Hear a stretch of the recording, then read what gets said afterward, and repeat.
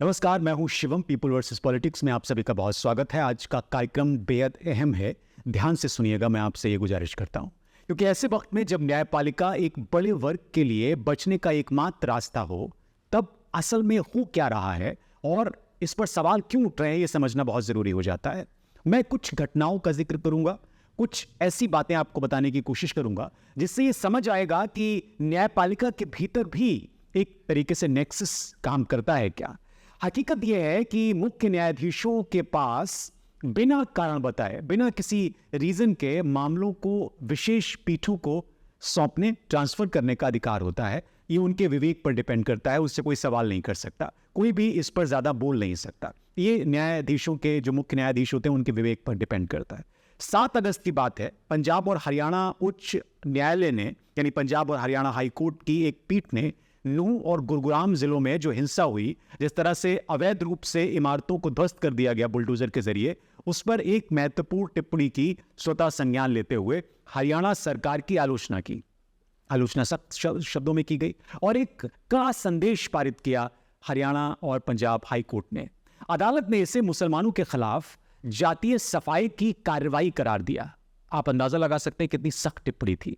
पीठ ने इस मामले की सुनवाई स्वतः संज्ञान लेते हुए की, यानी किसी ने इसमें याचिका वगैरह दाखिल नहीं की थी। पीठ ने अपनी मर्जी से यह मामला सुना और इसमें उसने ये कहा कि 2 जिलों में उन विध्वंसों पर रोक लगाई जाए, यानी बुलडोजर की कार्रवाई पर रोक लगाई जाए जो कानून में निर्धारित प्रक्रिया के अनुसार नहीं थे।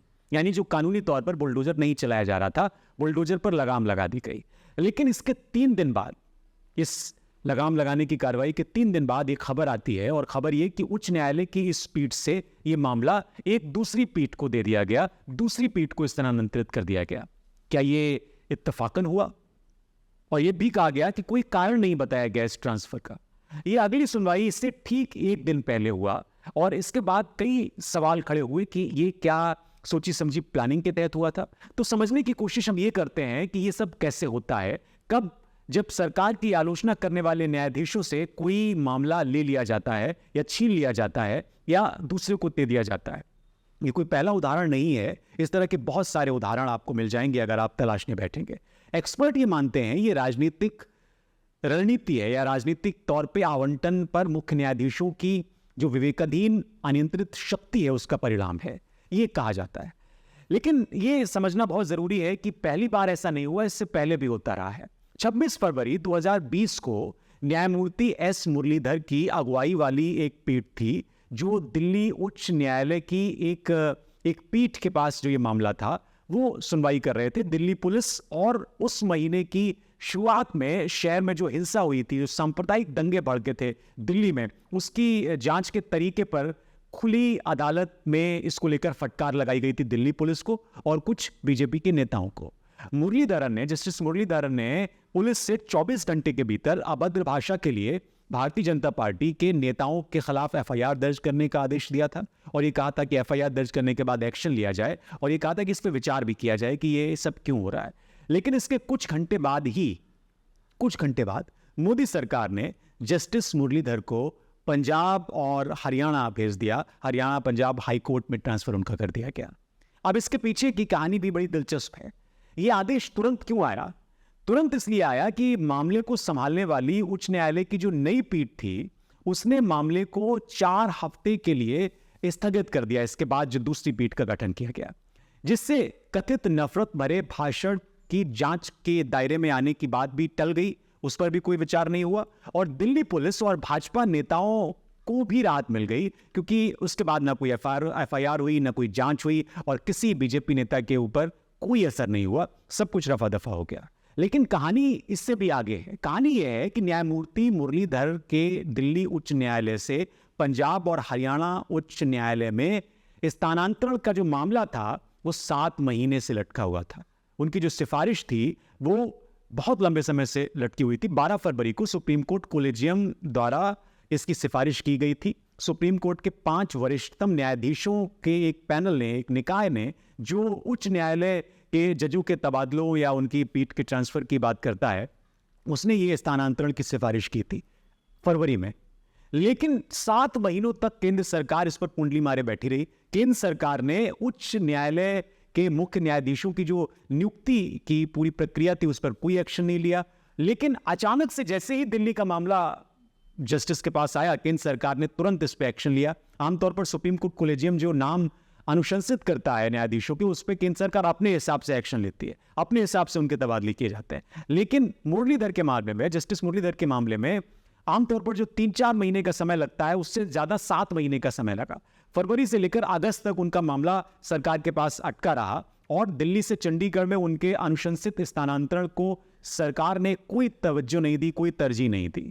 अब सवाल खड़े हुए कि ऐसा क्या हुआ कि जैसे ही दिल्ली का मामला, दिल्ली दंगों का मामला उनके पास पहुंचा, उसके तुरंत बाद उनका तबादला कर दिया गया, स्थानांतरण कर दिया गया। सरकार ने सितंबर 2022 में मुरलीधर को, जब वो उड़ीसा उच्च न्यायालय के मुख्य न्यायाधीश थे और मद्रास उच्च न्यायालय में उनको स्थानांतरित करने का मामला चल रहा था, उस वक्त भी उनके मामले में बहुत लंबे समय तक उनके मामले को लटकाया गया, उनकी सिफारिश नहीं की गई, उनको ट्रांसफर नहीं किया गया।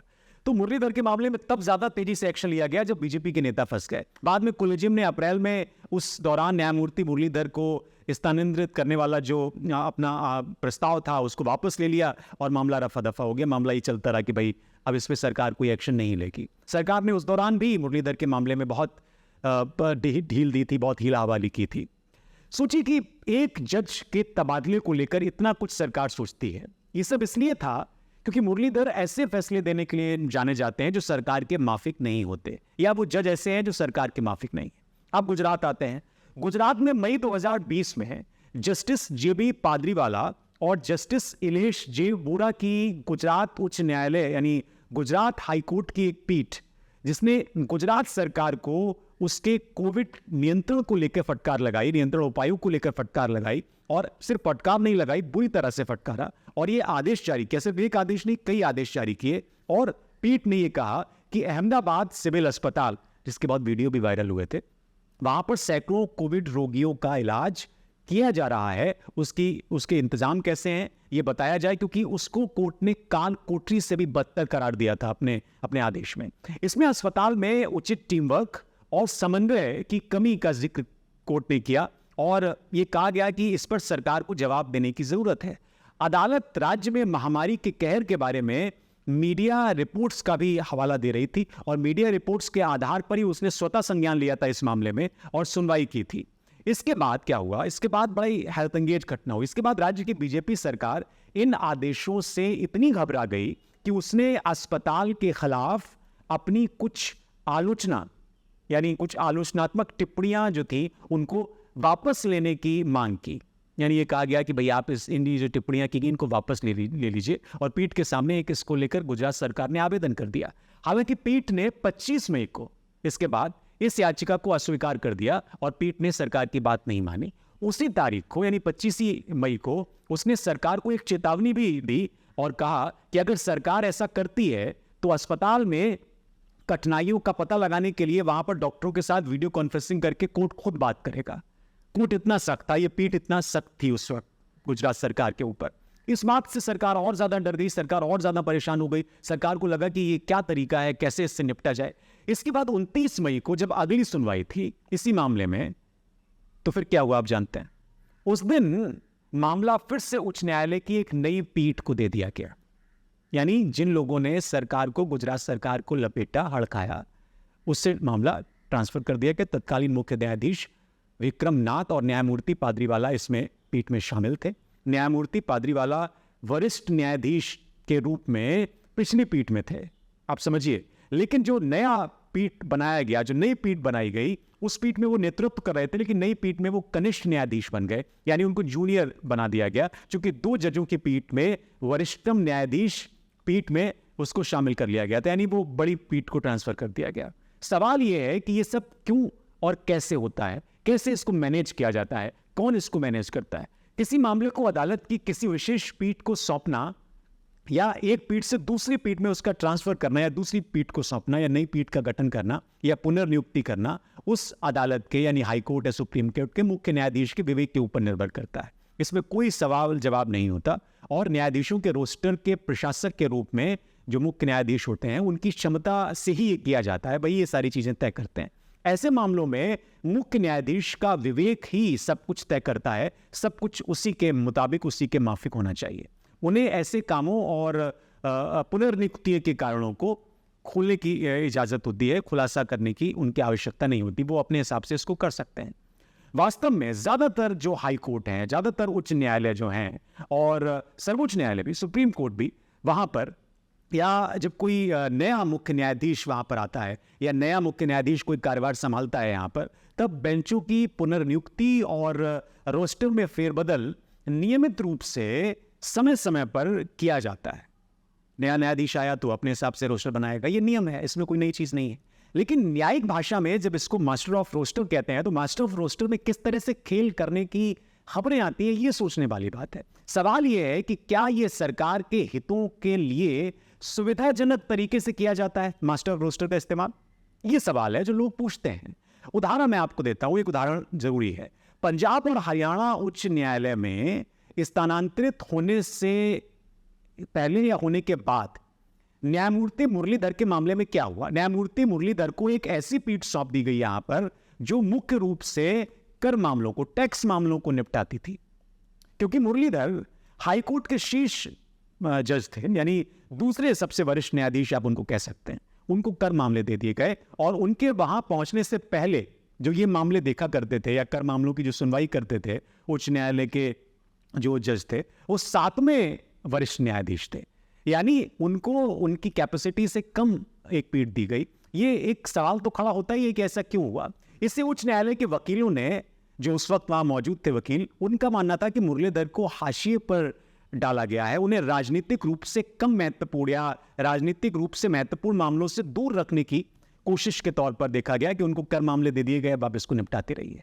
इसी तरह मार्च में बॉम्बे हाई कोर्ट में मुख्य न्यायाधीश द्वारा रोस्टर में बदलाव के कारण क्या हुआ, इसका अंजाम ये मैं सिलसिलेवार तरीके से आपको बता रहा हूं। जस्टिस रेवती मोहिते डेरे और शर्मिला देशमुख की पीठ ने, जो आईसीआईसीआई बैंक की पूर्व प्रमुख चंदा कोचर है, उससे जुड़ा हुआ एक मामला देख रही थी, जो राजनीतिक रूप से बड़ा महत्वपूर्ण मामला था, बड़ा संवेदनशील मामला था, उसको वो देख रही थी। उस पीठ के साथ भी ऐसा ही किया गया। क्या किया गया? इसके अलावा एक और मैं मामला बता दूं, राष्ट्रवादी कांग्रेस पार्टी से जुड़ा हुआ मामला था, जिसमें नेता हसन मुशरिक फंसे हुए थे और उनको दूसरी पीठ को वो मामला दे दिया गया था उस दौरान।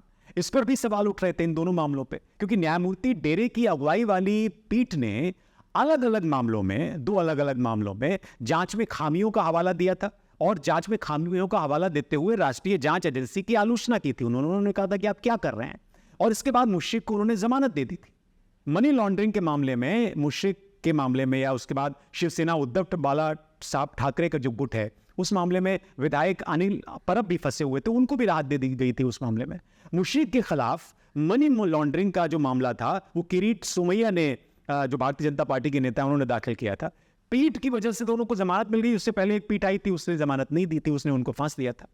तो ये पूरा जो वाकया है, ये बड़ा दिलचस्प इसलिए क्योंकि दिसंबर 2021 में जब उच्च न्यायालय ने यह माना था कि एक मुख्य न्यायाधीश रोस्टर से हट भी सकता है और बिना कोई कारण बताए वो हट सकता है और अपने विवेक के आधार पे, विवेक के अनुसार मामलों को वो एक विशेष पीठ को, विशेष पीठों को सौंप सकता है, तो ऐसा इसलिए कर सकता है, या ऐसा इसलिए है क्योंकि अदालत ये कहती है कि मुख्य न्यायाधीश, या जो हाईकोर्ट के मुख्य न्यायाधीश या सुप्रीम कोर्ट के मुख्य न्यायाधीश, उनके प्रशासनिक फैसले न्यायिक समीक्षा के अधीन नहीं होते, यानी उसकी कोई न्यायिक समीक्षा नहीं होती, और बेंच असाइनमेंट यानी पुनर्नियुक्ति से कोई अधिकार प्रभावित नहीं होता है।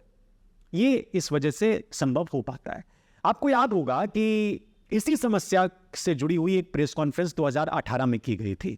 जनवरी की सर्दी का महीना था, मैं पहले भी जिक्र कर चुका हूं। एक अभूतपूर्व कदम उठाया गया था और जजों ने, 4 सुप्रीम कोर्ट के वरिष्ठ जजों ने एक प्रेस कॉन्फ्रेंस की थी, और इस प्रेस कॉन्फ्रेंस में उन्होंने इसी रोस्टर और इसी मास्टर ऑफ रोस्टर का जिक्र किया था और ये कहा था कि इसको सुलझाना चाहिए, इसको निपटाना चाहिए। भारत के तत्कालीन मुख्य न्यायाधीश दीपक मिश्रा के खिलाफ उन्होंने बहुत सारी बातें की थी और कहा था कि अदालत की कुछ पीठों को मामलों का आवंटन किया जाता है। उस वक्त क्या क्या हुआ था ये आपको पता है, आप स्टडी करेंगे तो आपको पता चल जाएगा। लेकिन न्यायाधीशों ने इस बार आरोप लगाया था कि देश और संस्थाओं के लिए इसके दूरगामी परिणाम बड़े खतरनाक होंगे, यानी जो मास्टर ऑफ रोस्टर का इस्तेमाल किया जाता है उसको सही तरीके से नहीं किया जाता, और न्यायालय के मुख्य न्यायाधीशों द्वारा ऐसे असाइनमेंट के लिए किसी भी तर्क संगत आधार के बिना ऐसा कर दिया जाता है और चुनिंदा रूप से अपनी पसंद के हिसाब से मामलों का आवंटन कर दिया जाता है, पीटू को सौंप दिया जाता है। ऐसा नहीं होना चाहिए। लेकिन उसके बाद क्या हुआ? उसके बाद जांच शुरू हुई और जांच ठंडे बस्ते में चली गई, कुछ नहीं हुआ, मामला अभी भी जस का तस है। इसके बाद 2018 में जो सीनियर एडवोकेट हैं शांति भूषण, उन्होंने सुप्रीम कोर्ट में इस मामले का जिक्र किया और सुप्रीम कोर्ट का रुख किया इस मामले को लेकर, जिसमें अदालत में बेंचों को मामले की लिस्टिंग और दोबारा आवंटन की ज़्यादा तर्कसंगत तरीके से आवंटन प्रक्रिया अपनाने की बात की, ट्रांसपेरेंसी प्रणाली की बात की। लेकिन उस अनुरोध को भी सुप्रीम कोर्ट ने ठुकरा दिया। हालांकि सुप्रीम कोर्ट ने उस साल जुलाई में याचिका खारिज की और उसके बाद सवाल उठे कि कुल मिलाकर जो न्यायालय है, न्याय व्यवस्था है, उसको किस तरह से काम करना चाहिए।